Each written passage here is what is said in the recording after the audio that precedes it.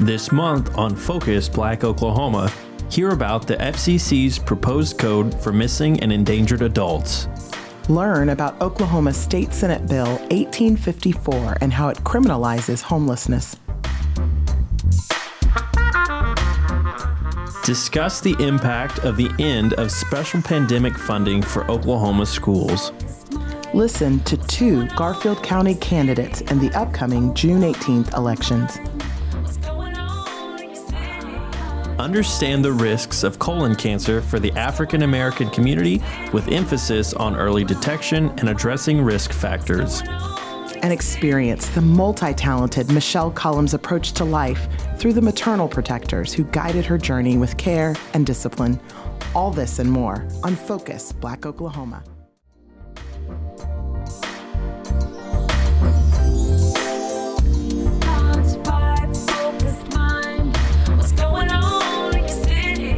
Focus Black Oklahoma is sponsored by Phillips Seminary's exhibition of Something New, Blackbirds 2121 by Halim Flowers, featuring 21 original works through July 14th on its Tulsa campus. WhereFaithLeads.com. This is Focus Black Oklahoma. I'm Kuma Roberts. And I'm Jacob Littlebear. The Federal Communications Commission, or FCC, is considering a new way to alert the public when an adult goes missing or is endangered. The potential tool looks a lot like the Kasey alerts that launched 5 months ago as a way to help combat the Missing and Murdered Indigenous People, or MMIP crisis in Oklahoma. KOSU, OPMX's Sarah Liese, reports on how that Kasey alert system is doing so far and what the new FCC tool could mean for Indigenous Nations. About 50 activists walked from the state capitol to downtown Oklahoma City on MMIP Awareness Day. Stories were shared, healing took place. Keep them safe, and I pray for those that are still missing, and those that were murdered, that you find out what really happened to them. Injustice was a common goal. Sweetleaf Pigeon is a Choctaw, Chickasaw, and Muskogee woman. She says she walks to honor her cousin. Dustin Pigeon, he was someone who would do anything for anybody. He'd give you the shirt off his back. She also walks for her other cousin, Jackson Yerby. And we haven't seen him or heard from him since January 26th. They made arrests 3 weeks ago. Sweetleaf mentioned 4 people she was honoring that day. Everyone she named had died as a result of violence. She is not alone. In a 2018 study by the Urban Indian Health Institute, researchers found Oklahoma ranked 10th among the states with the highest number of MMIP cases. One list has 84 missing Native American and Alaskan natives in the state.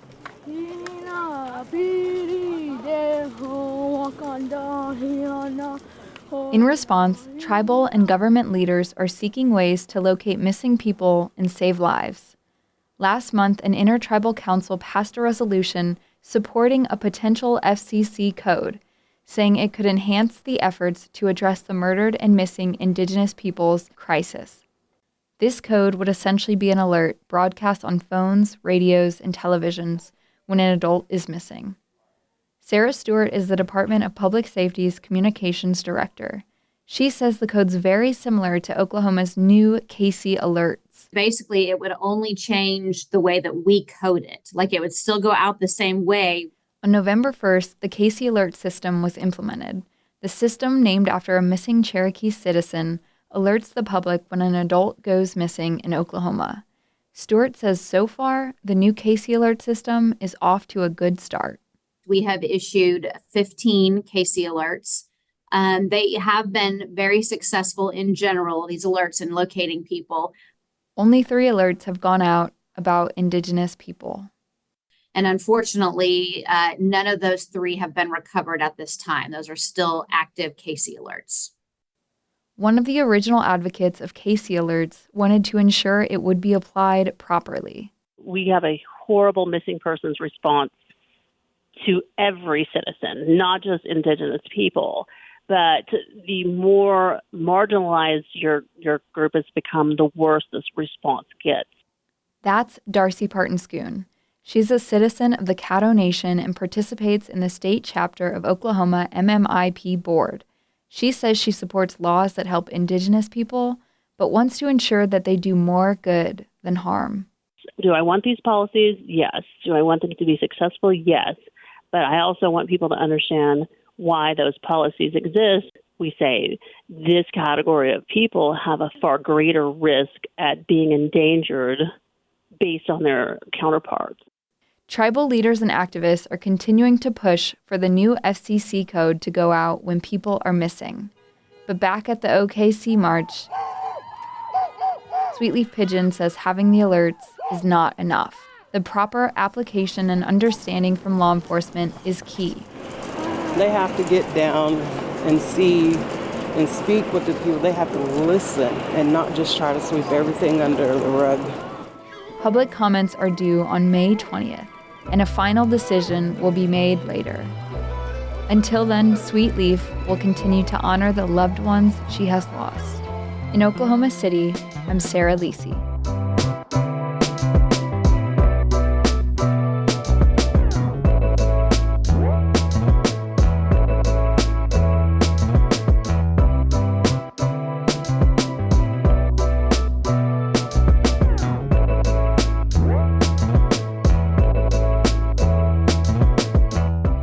At the end of April, Governor Kevin Stitt signed Senate Bill 1854 into law, criminalizing homelessness with the possibility of misdemeanors and the potential of 15 days in jail. The new law, which will take effect in November, does not provide new funding for housing Oklahomans without shelter. While Stitt and some Republicans touted the bill as a means for public protection, some Democrats say it will only amplify the problems unhoused Oklahomans face. Shonda Little speaks with State Representative Forrest Bennett and a former unhoused Oklahoman about the law. At the end of April, Governor Kevin Stitt signed Senate Bill 1854 into law, criminalizing encampments on public land for Oklahomans without home or shelter. The law passed the Oklahoma Senate mere days before the end of the legislative deadline. SB 1854 defines unauthorized camping as, quote, any tent, shelter, or bedding constructed to utilize the arrangement for overnight shelter on property not previously designated as a campsite, end quote. This includes bridges and underpasses, road easements, and public parks. It also includes public facilities, such as state hospitals. Stitt signed the bill into law shortly after its passing. State House Representative Forrest Bennett worries that the definition of encampment is not well defined and too broad for many unhoused Oklahomans to understand or have options to find a place to sleep for the night. The law states that individuals violating the new law will be, quote, issued a first-time warning and offered assistance, such as a possible ride to a homeless shelter or food pantry if available, end quote. Bennett says the new law's terminology is too broad for some to understand what would possibly be a violation. After the second offense, violators may be fined up to $50, jailed for 15 days, or both. Bennett states this outcome could further stress already overburdened county jails and create new financial hardships for unhoused Oklahomans struggling to afford adequate shelter. The same week that Stitt signed SB 1854 into law, the United States Supreme Court heard oral arguments on Grants Pass versus Johnson. This Oregon law from the small community of Grants Pass shares commonality with SB 1854, namely outlawing the unhoused sleeping on public lands. Justice Sonia Sotomayor asked tough questions about what could be considered an Eighth Amendment violation of, quote, cruel and unusual punishment, end quote. Sotomayor asked, quote, you don't arrest babies who have blankets over them. You don't arrest people who are sleeping on the beach, as I tend to do if I've been there a while. You only arrest people who don't have a second home. Is that correct? End quote. Sotomayor also asked what the ultimate solution would be for those citizens who don't have shelter, but also wanted to avoid fines and criminal charges. She asked, quote, where do we put them if every city, every village, every town lacks compassion and passes a law identical to this? Sotomayor asked, where are they supposed to sleep? Are they supposed to kill themselves not sleeping? End quote. Justice Elena Kagan echoed Sotomayor's questions about the human body's requirement for sleep. stating, quote, "For a homeless person who has no place to go, sleeping in public is kind of like breathing in public," end quote. The Ninth Circuit has already ruled that the Grants Pass law is unconstitutional due to Eighth Amendment violations. Thane Evangelos, who was going before the court in defense of the Grants Pass law, said upholding the Ninth Circuit ruling would force cities like Grants Pass to, quote, "surrender its public spaces as it has been," end quote.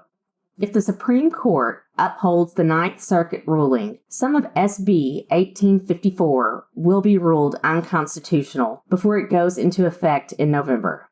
In response to questions asked by Sotomayor and the statement by Kagan, Evangelos said, quote, "The city's laws regulate everyone. There is nothing that criminalizes homelessness," end quote. Representative Bennett is hopeful that will happen. We're talking about legislation that altogether essentially criminalizes homelessness anywhere in the state of Oklahoma. The chances are good that person could get a misdemeanor followed by a felony simply for having moved away from where they had initially been found. And the problem is the reason that they might find themselves breaking one law in order to avoid breaking the other is because we just do not have the beds and the infrastructure to support the people that we know experience homelessness. Bennett believes this new law will create new burdens for Oklahomans experiencing homelessness. The issue of folks experiencing homelessness, and all that does is cost the taxpayer money at the end of the day and does not give the people that are experiencing homelessness the tools necessary to get themselves out. These bills do nothing to address the underlying causes, and they do nothing to provide resources to build shelters, to create real long-term solutions. All they do is criminalize the act itself. Bennett's statement reflects the fact that second and subsequent offenses of sleeping on public lands could result in criminal misdemeanor charges. I am a single mother of 4 kids, and I have experienced homelessness or being unhoused previously. Jane is an Oklahoman who's experienced being unhoused in the Tulsa area.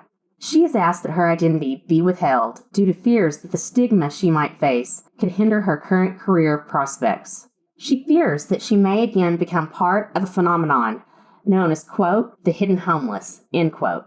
The hidden homeless are people without homes of their own who luckily avoid being forced to sleep on city streets or public parks because a friend or family member temporarily opens their home, according to the Homeless Hub.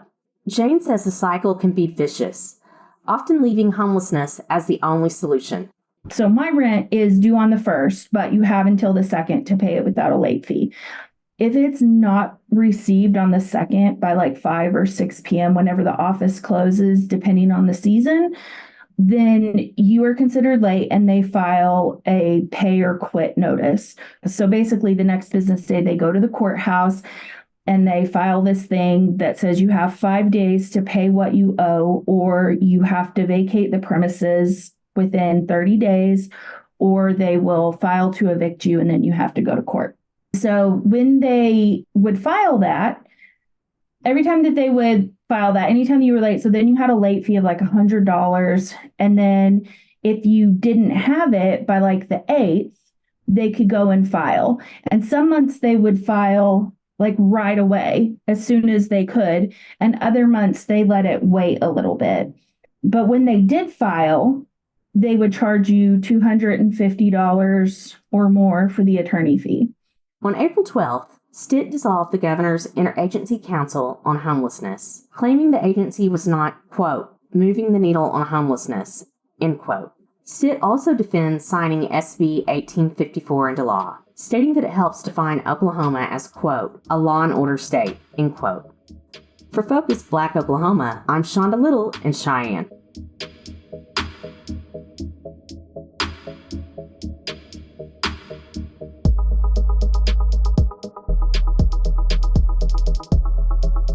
Would you like to pitch a story to FBO? Or work with us as a correspondent? Please email us at contact@focusblackoklahoma.com. Or call 918-807-3886.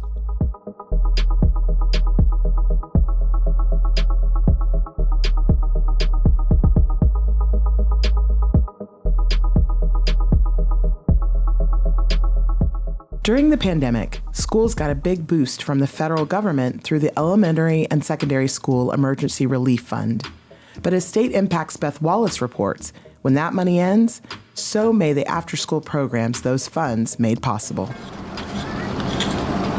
At Tulsa Public Schools' Eugene Field Elementary, 5th grader Adriana and 3rd grader Kiwan plant tomatoes in Kiwan's garden box. Dig the hole, then put it in, then bury it, and then we're gonna put the dirt on top and make sure that the stem and stuff sticks out.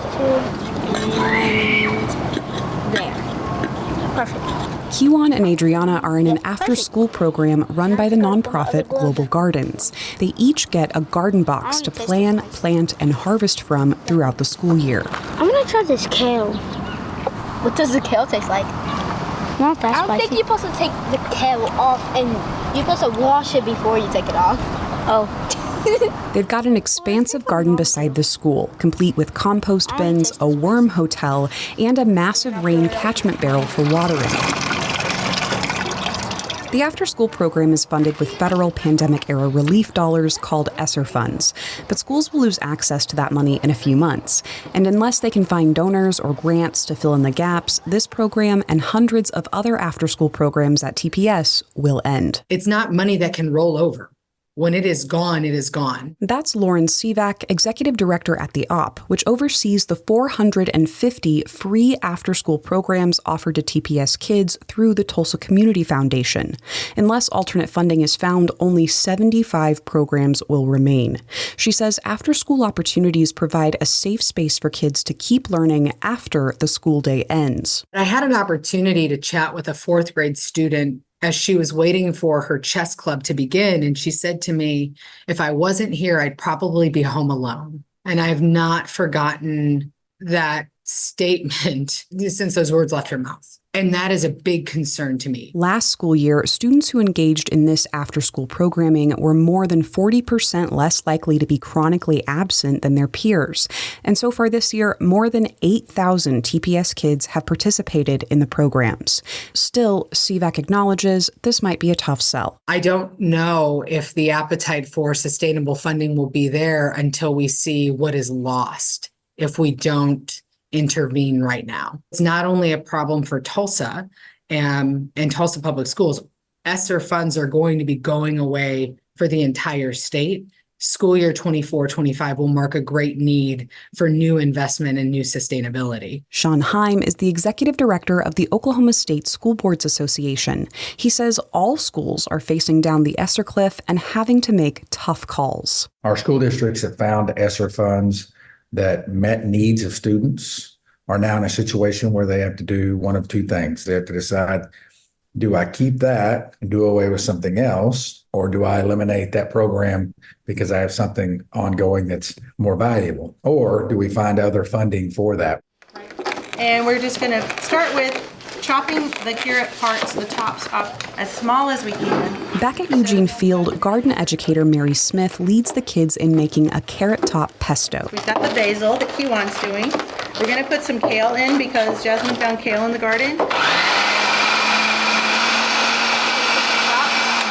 They fold it in with some butter and smooth it over slices of bread. Now, the taste test. 3, 2, 1, bon appetit. Bon appetit!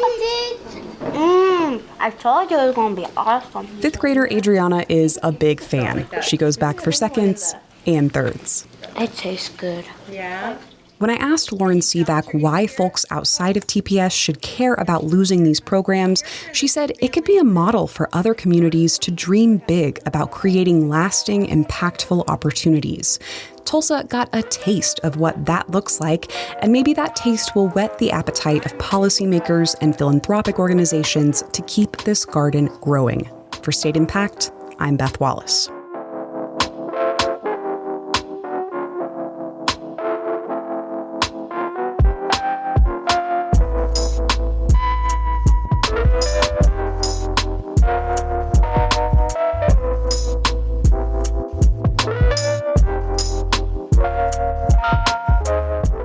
After the recent recall election in Enid, Garfield County is gearing up for elections June 18th.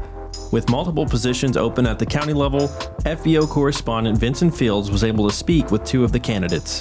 The recall election of the embattled Ward 1 City Commissioner Judd Blevins took place on April 2nd, in which he was pitted against Republican challenger Cheryl Patterson. Blevins received national attention for his alleged ties with Nazi and white supremacist groups and forums. Blevins has denied all allegations of any wrongdoing. Out of the 1,390 votes cast, Blevins received 561 votes, and Cheryl Patterson received the other 829, making her the winner and new Ward 1 commissioner. Votes were certified on April 5th, at which point she immediately took over the commissioner's chair. Other Garfield County elections are set to take place on June 18th, in which 5 seats are up for grabs. Lori Legier for county clerk, Reese Waddell for District 2 county commissioner, and Corey Rink for county sheriff are all running unopposed. The Garfield County District 1 commissioner seat is open as the current commissioner, Mark Bowles, stepped down due to changes made to state retirement benefits. The amount that he could contribute was previously unlimited and has since been capped.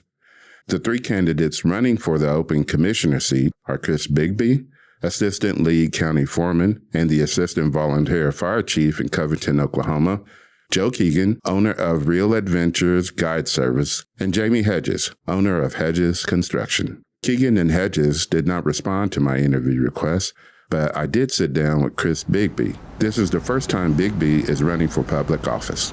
I enjoy providing service for my community and citizens that live within District 1. I've been involved with that, through working for the county for the last few years. I ran equipment for the county, graded roads, took care of my people in my area.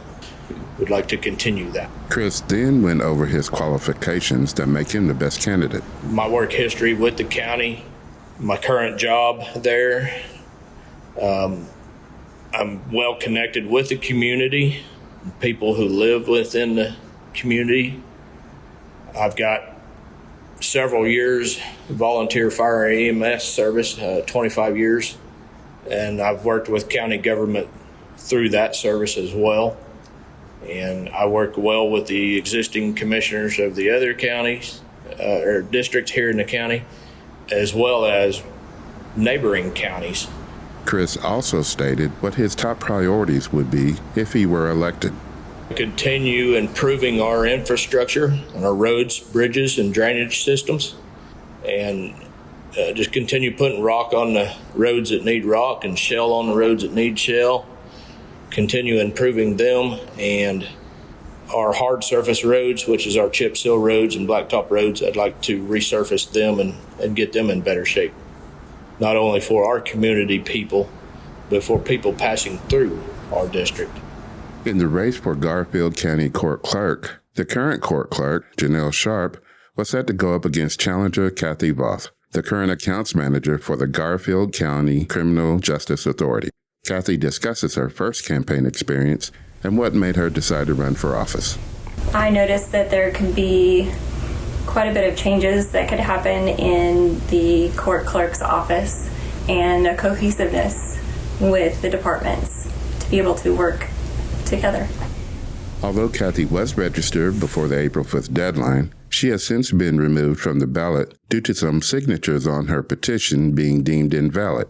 Kathy explains how this happened. The final outcome was that there were 5 individuals that were no longer viable as a registered voter. Kathy then explained her thoughts on the challenging of her petition signatures might be standard operating procedure for her opponent. For sure, their right to be able to do so and to be able to challenge those signatures. My goal was to get my name out there, and I feel like I did that, and also to hopefully make a change in the department that I was looking to pursue. Kathy did not believe any foul play occurred regarding the signature challenge. I had proof that they were registered, they just hadn't voted in quite some time. Oklahoma is one of a handful of states that employ a use it or lose it law. If you miss a certain number of voting cycles, you are removed from the voting rolls and have to re-register.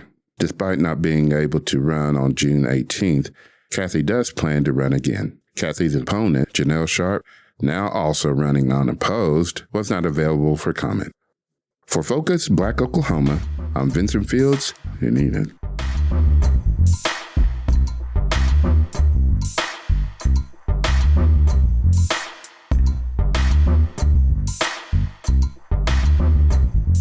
You're listening to Focus Black Oklahoma.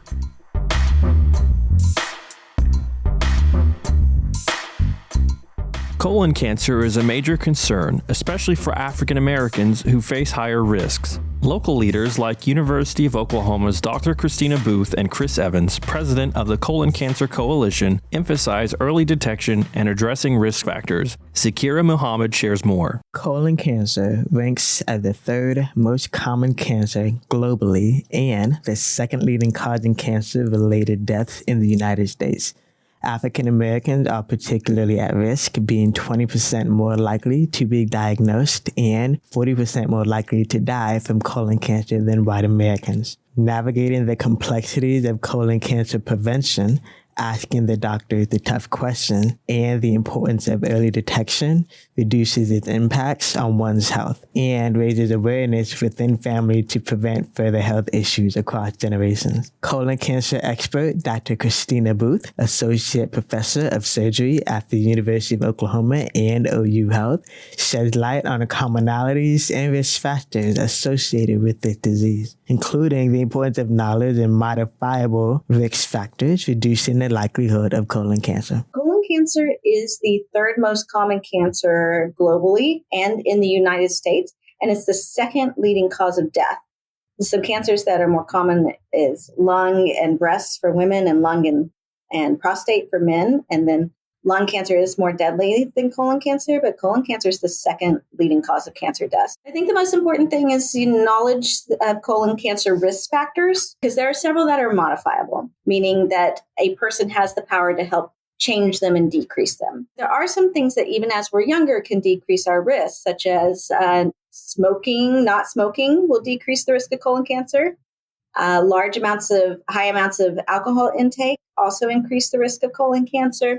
A sedentary lifestyle and obesity are all potentially modifiable risk factors, mechanisms for stress. Smoking, alcohol, a high fatty diet, those types of things can really lead to an increased risk of colon cancer. Diets that are high in fat and low in fiber may very well be linked to an increased risk of colon cancer. Dr. Booth shared the environmental risks on those who live in low-income communities and who have yet to be diagnosed. Lack of access to healthy foods in these marginalized communities is a major issue because we know that the more fresh vegetables someone eats, the more fiber they're getting, and the less processed foods, the less risk they'll have for colon cancer. Catherine Anderson, the virtual director at City of Hope, formerly known as Cancer Treatment Centers of America, shared the personal experience of her mother as she battled with breast cancer, which sparked a passion for healthcare and naturopathic medicine. My mom actually was diagnosed with breast cancer when I was in my later teens, and I experienced that, I think, as, a daughter, and it sort of drew me, if you will, towards healthcare and sort of medicine and really preventative medicine with naturopathic medicine. And then as I was going through residency, I had a number of, unfortunately, very young patients. Some of them did have colon cancer, and it really drew my awareness to, some of the disparities that exist in education and access and social determinants of health. And I think in oncology as a whole, but in particular with certain types of cancer that have increased over the last few years. Both Catherine and Dr. Booth highlighted disparities in cancer education and access, particularly affecting different ethnic groups in Oklahoma. First, we hear from Catherine, then we hear from Dr. Booth.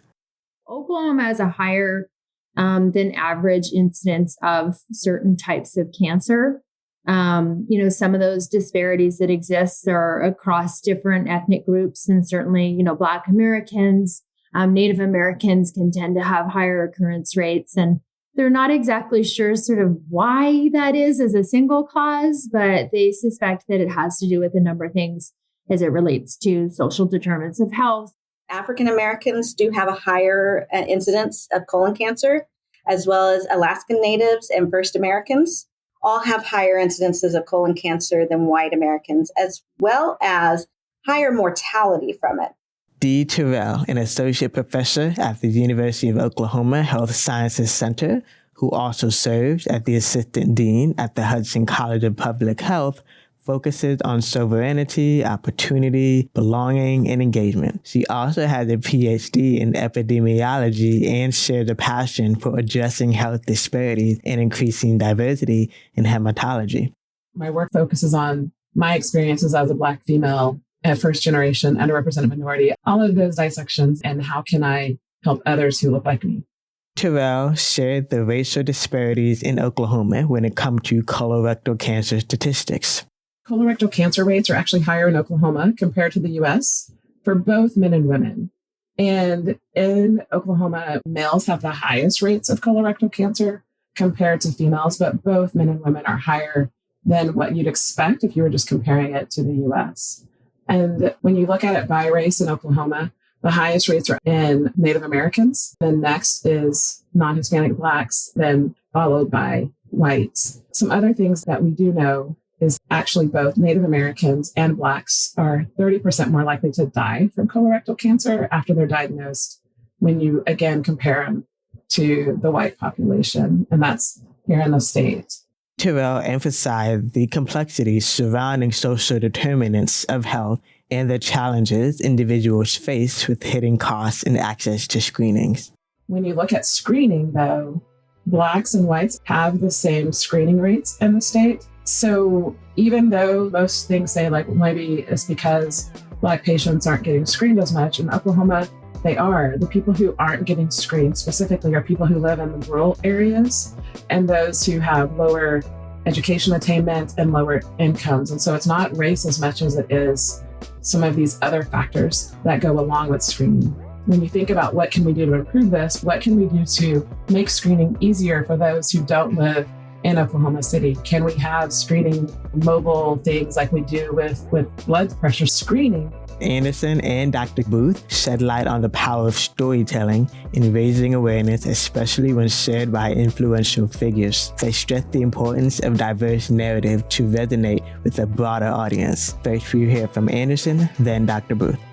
When people sort of in a high-profile status help to share their stories, it does increase awareness, particularly for individuals that identify with that. I think it's really important that there's lots of stories shared so that everyone sees themselves in that story that's shared. The early 2000s, Katie Couric's husband died of colon cancer, and she went on live TV and did her colonoscopy, and that increased the screening cancer rates for the next year by almost 20%.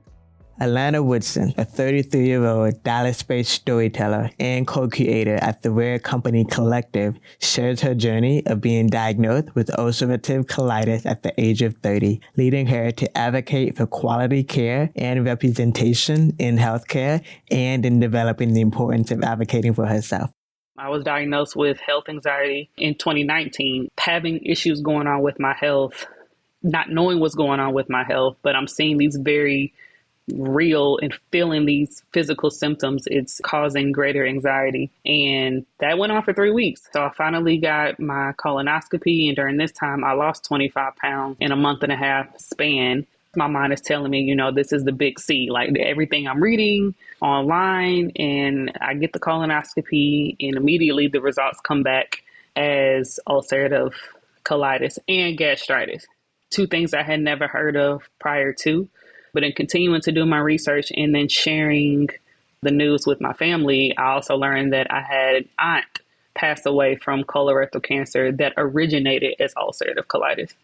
And I didn't know that until that happened to me. Chris Evans, president of the Colon Cancer Coalition in Tulsa, also known as Get Your Rear in Gear, is dedicated to supporting those in need of colon cancer education, resources, and access to quality colonoscopy screenings and providers. My family has had some of the other gastrointestinal diseases that can be a precursor to colon cancer, but at this point, we've been lucky that that has not affected us. We get screened very regularly, which I recommend for everyone. But in this space, I have lost many friends, many powerful advocates. I am friends with many people who are going through treatment that has lasted 5+ years. So I'm very personally connected. Evans, having witnessed the impact of gastrointestinal diseases on her own family and friends, understands the importance of early detection and open dialogue around difficult topics like colon cancer within families and communities. Well, many families don't like to talk about this particular disease, any health issue, but asking the question, asking if, have you had your colonoscopy? Have you ever had a polyp? Even for some hereditary conditions, looking at your family tree, what did people die of? Sometimes they'll say stomach issues, and so you have to question those a little more. But if there's uterine cancer and gynecological cancers and colon cancers, oftentimes that's a Lynch syndrome, which is a hereditary cancer that you should be aware of. But most importantly, just talking to your family, and say you're adopted and you don't have a family to talk to, you really just need to be aware of being screened at 45 and knowing signs and symptoms. And if those signs and symptoms come up, get to your doctor and don't say no. It's 1 in 3 people with colon cancer have had a family history. So that means 2 of them did not. So the most important part is signs and symptoms. You don't feel right.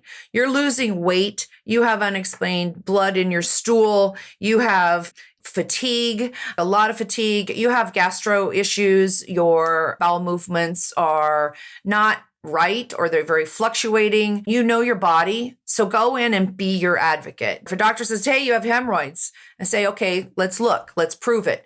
Keep advocating for yourself, because the people that advocate for themselves are the ones who have colorectal cancer diagnosed earlier. Evans shared the multiple screening options that are now available, including non-invasive tests for those hesitant about traditional procedures. There are so many advances in colorectal cancer screening, even in PrEP. There are many choices. If you are particularly adverse to having a colonoscopy, there are stool-based tests that they can deliver to your home, or you can get at your local clinic. There are choices if you decide to have a colonoscopy in PrEP. Anderson reminds us that good health is a precious gift often taken for granted until faced with illness such as cancer, which can pose emotional, physical, and financial trials.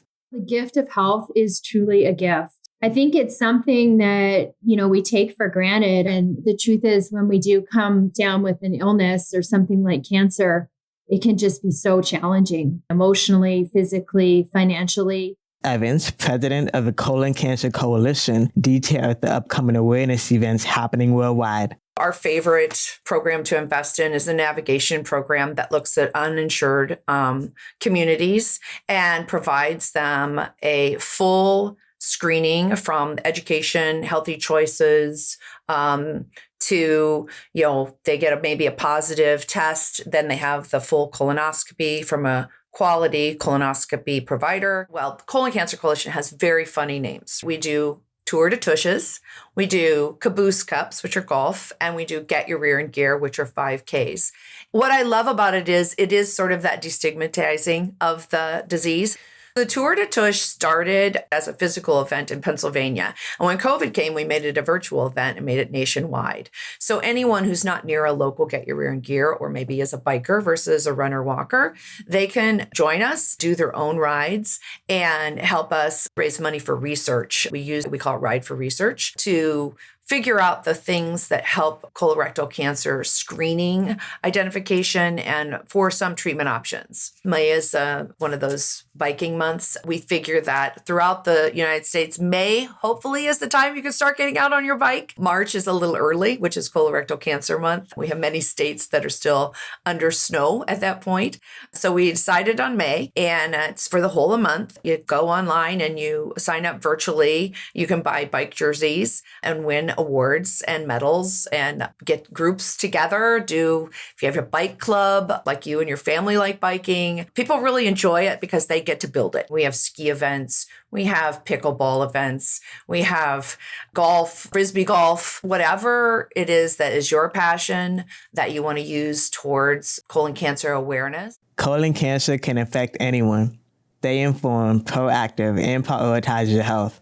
Regular screenings are key to catching colorectal cancer early and improving outcomes and survival rates. For more information, reach out to Chris Evans personally at chris@coloncancercoalition.org.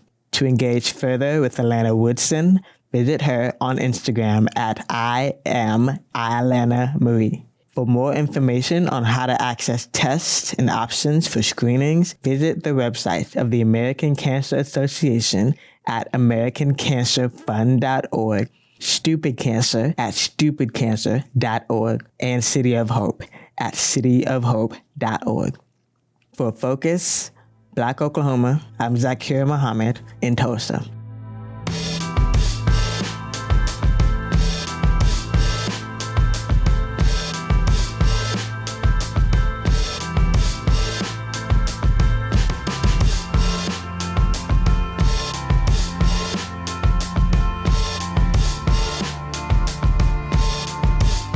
When thinking about protecting the environment, most people focus on nature, plants, animals, ecosystems, but for Michelle Cullum, it goes deeper than that. She sees it as protecting human life and spirit too. From childhood adventures getting into trouble to family rivalries, she connects it all to the nurturers who kept her safe. Michelle's story shows how these maternal protectors, with care and discipline, guided her journey. When thinking of protecting the earth, it goes way past just looking at earth, sky, trees, flowers, plants, birds, ecosystems, animals, etc. When I think of protecting the earth, I think of human life, heart, and spirit. Most times when we go to a funeral, it comes to the committal part and we hear the words, ashes to ashes, dust to dust. Then the body is returned to the earth from whence it came, and now will be protected by Mother Earth. This mirrors the way we are protected by our mothers and or grandmothers. I have always been a little ahead of myself, beginning with a premature birth, but I always believed someone or something was protecting me and trying to keep me out of harm's way. For instance, when I was about 2 years old, I found a bottle under the couch and I thought it was one of my fresh ones that had been misplaced. So I reached under there and pulled it out and started to drink. I was 2, so I didn't notice the weird taste as I drank. So I finished off the bottle. Well, needless to say, it was an old bottle with spoiled milk.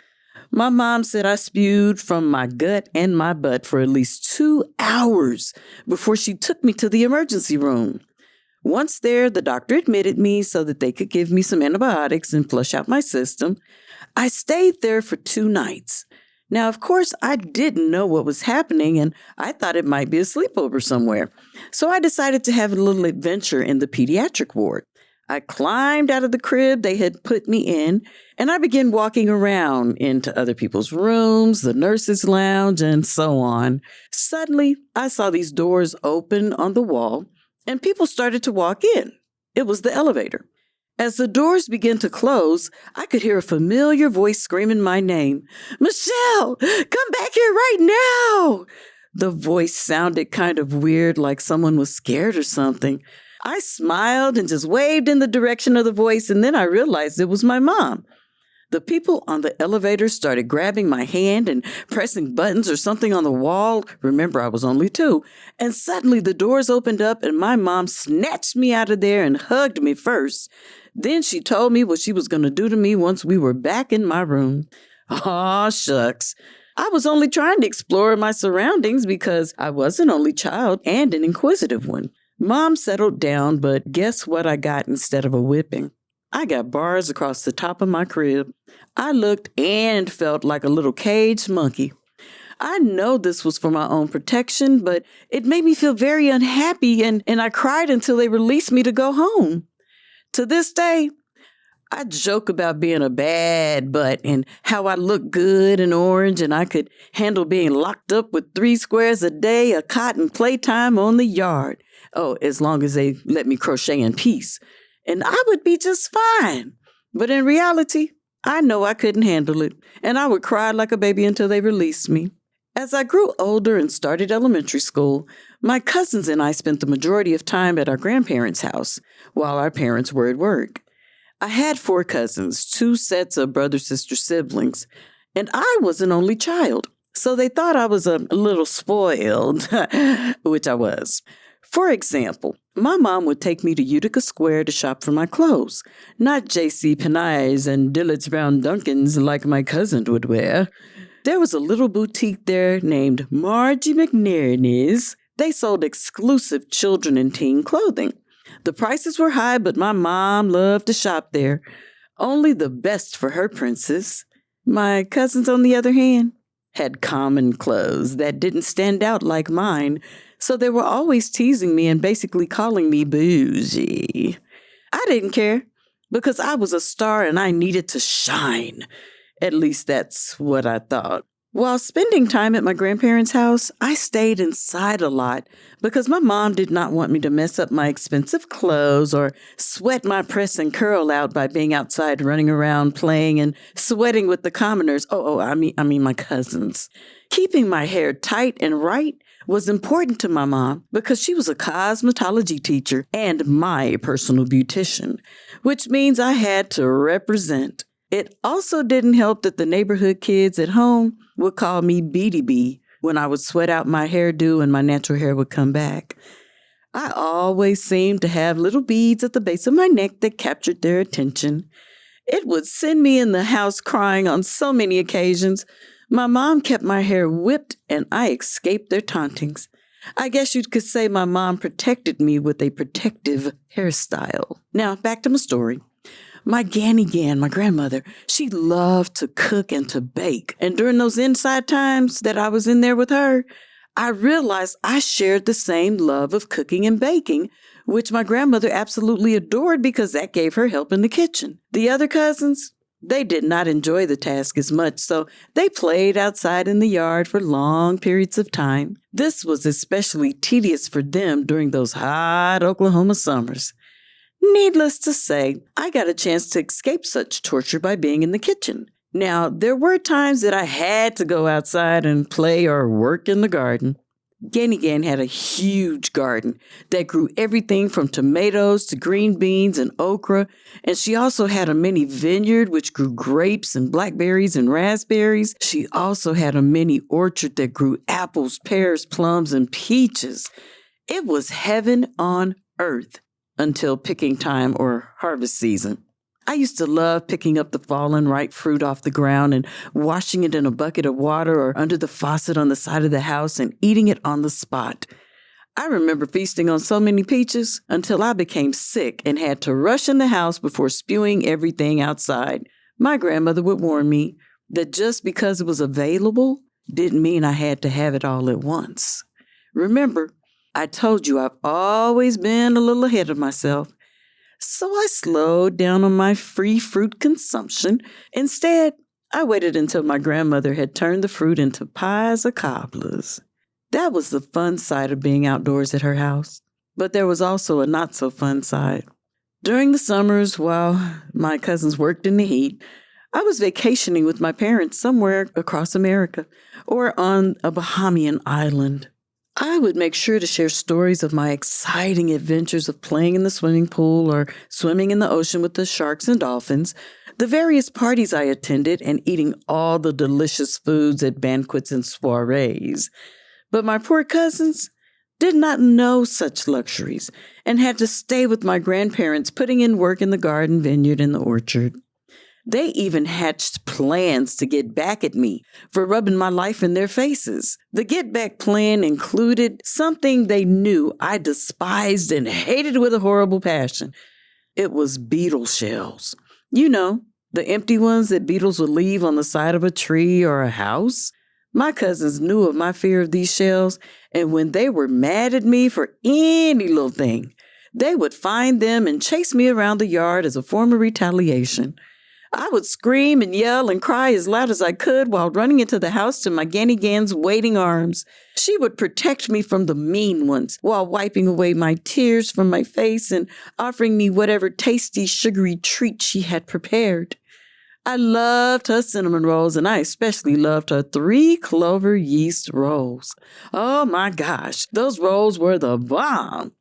While enjoying the delicious treats, I would stand in the window and make sure my cousins saw me eating. After the treat, Ganny would make me stay in the kitchen and help her. My cousins would be livid, but I am so glad my bodyguard, protector, had my back. We need more protectors like her and my mom in the world today.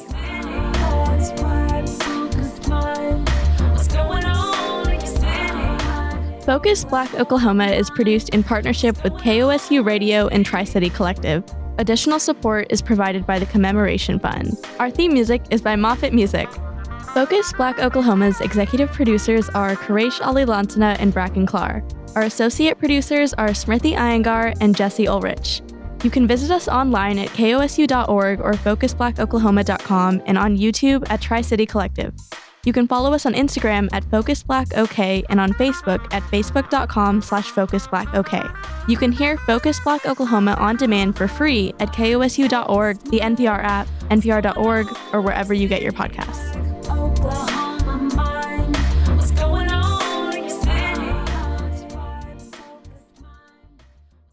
Did you know KOSU accepts vehicles as a form of support? You get a tax deduction, and we'll take care of the rest. Visit kosu.org or call 855-277-2346.